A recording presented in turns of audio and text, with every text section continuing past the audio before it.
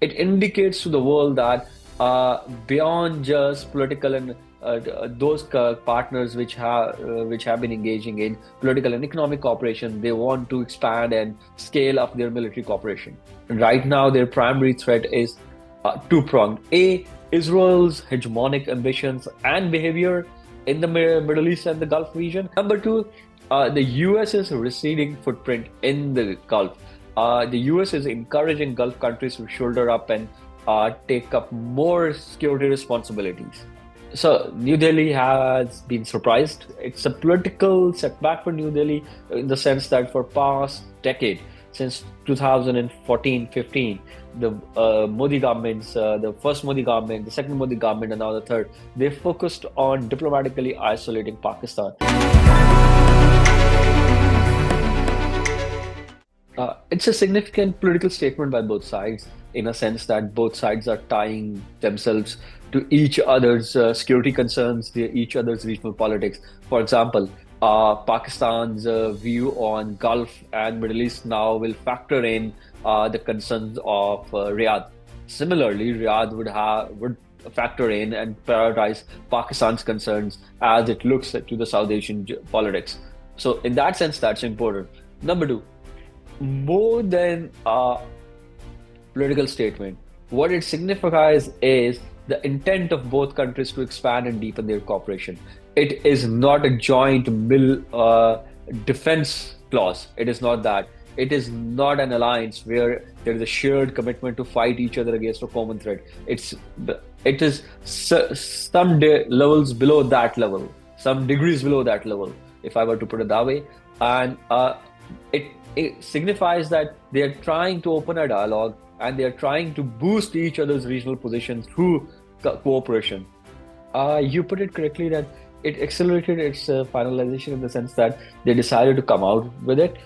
It's also a fact that the talks were going on for years, perhaps 2 to 3 years. But data point there is Pakistan and Saudi Arabia first concluded a defense cooperation agreement first time in 1967, and then in 1982 they expanded that to a protocol agreement was signed through which Pakistani forces were stationed in Saudi Arabia. Pakistani trainers and advisors have been going to Saudi Arabia. There has been a extensive cooperation between the two armies. They have two air forces have exercised together. Two navies have exercised together. So this agreement now will bring that all the different elements that take place otherwise into a formalized structure. A. Number two, it will also give a new direction to that cooperation that is going on. So there is that. Number three, it will explore new avenues such as defense production, such as looking at new technologies that can be acquired, co-developed, that benefit both sides, looking at doctrines, how they can be evolved. So a lot can be done in that space where both sides can enhance each other's capabilities through mutual cooperation. And more than that, it indicates to the world that beyond just political and those partners which have been engaging in political and economic cooperation, they want to expand and scale up their military cooperation. Uh, from where I look at the things, I do not think that Saudi Arabia is more concerned about Iran at this point in time. Iran is significantly weaker than it was 2 years ago. So in that sense, the threat that Iran on its capabilities and proxies pose to Saudi Arabia and the Gulf countries, that has diminished significantly. So right now, their primary threat is two-pronged. A, Israel's hegemonic ambitions and behavior in the Middle East and the Gulf region. That, as you put it, is an outcome of the Gaza war and the conflict therein. Number two, the US's receding footprint in the Gulf. The US is encouraging Gulf countries to shoulder up and take up more security responsibilities. They want the regional countries to partner up and be responsible for the regional security. So Saudi Arabia is demonstrating that this is what that regional cooperation on security looks like, where Saudi Arabia can partner with countries like Pakistan, Egypt, and Turkey. And Saudi Arabia is demonstrating that it finds a reliable partner with Pakistan with which it has existing defense cooperation, which it can scale up and expand going forward. Immediately, I can think of two to three economic benefits for Pakistan. Pakistan, as you noticed, that Pakistan is dependent on crucial financial bailouts from the Saudi Arabia. That earlier Pakistan had to go to Riyadh every year and get those loans and for the financial facilities rolled over on an annual basis. Now Pakistan can argue that we are in here for the long term and we both need each other. So it's better that we are rolled over for multiple years, like 3 to 5 years in one go. So that gives that space to Pakistani financial planners to plan for 3 to 5 years. Number one. Number two, if it leads to expansion of military cooperation in where the contingent that Pakistani army has in Saudi Arabia is expanded in numbers. For example, currently it is between 8 to 10,000. If it is expanded to, it is doubled in size. That will lead to Saudi Arabia paying those Pakistani soldiers for being there, and the remittance is coming back home. So that's number two. And number three is the defense industry cooperation. Yes, that's one area where we could see Saudi Arabia financing some of the production and production and innovation in the defense industry that helps both countries, militaries. So that's where some of the investments can come in. Number four, that's one area that could be explored. We have examples of that elsewhere. Is Saudi Arabia providing funding for Pakistan's procurements of hardware. That will take some pressure off Pakistan's external finances, as Pakistan has to meet some pressing needs of its military after the India-Pakistan war. So in that sense, it could free up some economic resources for Pakistan in the short to medium term, which is a net gain for Pakistan. Uh, A. The number of troops that have been deployed in Saudi Arabia for security mission and duty, that could be increased. That will mean that there are more Pakistani troops there on the Saudi soil at present at more locations. So that's one. Number two, Pakistan's earlier focus engagement with the Saudi military in terms of training was limited to infantry and armors.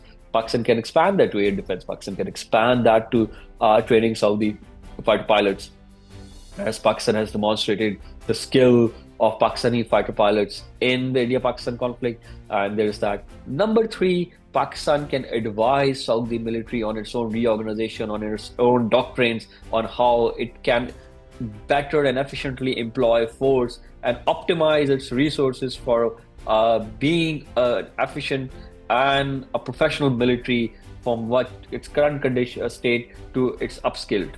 Yes, there have been reports that the suggesting that there have been Saudi officials did not actually allude to the nuclear weapons, but they said that all military means are on the table. That's the phrase that a Saudi official used while talking to writers. I am skeptic on Pakistan extending the nuclear umbrella to Saudi Arabia because there have been templates of nuclear powers having military cooperation with other countries without engaging in the discussions on the nuclear weapons. We have examples of the US security cooperation with the Gulf. And as I said, Pakistan is doing all this in coordination with the US. Saudi Arabia is engaging in all this in coordination with the US. And US will not like to see Pakistan and Saudi Arabia moving down that path. Number three, that on the nuclear path, there are a few limitations of Pakistan because Pakistan's nuclear and missile program are India specific. Pakistan doesn't have that space and luxury to divert resources from India's side towards the Middle Eastern theater. And Pakistan is not the primary actor in the Middle East one. So in that sense, that's a conversation that even Pakistan hasn't had within its own government, and which this some analysts are speculating, but I don't see that happening. So New Delhi has been surprised.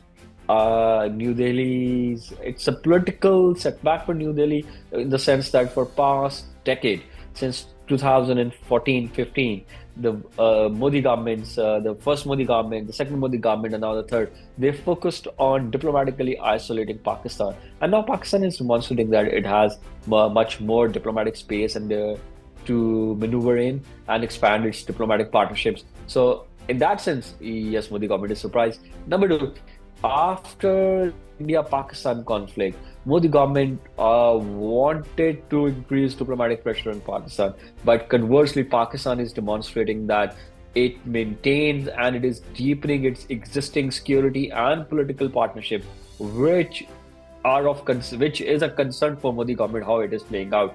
But Modi government is limited by equities of Riyadh. For Modi government or India more precisely, the key question should be why did not Saudi Arabia factor in India's sensitivities when deciding to go ahead with a strategic mutual defense agreement with Pakistan? That was not a Pakistani decision, that was a Saudi decision. And that Saudi government is best placed to answer that. Or that's a conversation that Saudi Arabia or India will have. What I can say is, uh, Saudi Arabia, uh, India is Saudi Arabia's third largest or the second largest customer of Saudi oil. That is dependent not on a strategic cooperation, that is dependent on primarily India's economy's needs of the energy. And India will continue to purchase oil from Saudi Arabia. A. Number two, the Saudi and India economic cooperation. Uh, the trade has been growing, yes. Uh, but Saudi Arabia realizes that the kind of threat it faces from Israel and in the region that it is in, can it rely on India to provide that kind of security partnership that Pakistan can provide to Saudi Arabia? No, it cannot rely on India to provide that kind of security cooperation. So Saudi Arabia is advancing its own interests. It will, in the short run, it could lead to some chill in India Saudi Arabia relationship, but because there is a significant Indian diaspora in Saudi Arabia, and India doesn't have the luxury to scale back its economic and diplomatic ties with Saudi Arabia. So over medium term, we will see that Saudi Arabia will navigate it without much hassle. Uh, Pakistan's standing in the Muslim world is more of a political and a diplomatic standing and less of a military standing. And Pakistani military was not part of the Iran-Israel conflict even. So, in a sense, the way this Pakistan's role is, it's more linked to bilaterally between the Saudi Arabia and Pakistan, less about Islamic Ummah and all that. That has a political connotation to it as an identity of Pakistani state out of Pakistan itself. That has that angle, that role as well. That's a political and diplomatic one. But more than that, I don't see Pakistan's military capabilities being employed for advancement of the causes of the Muslim Ummah.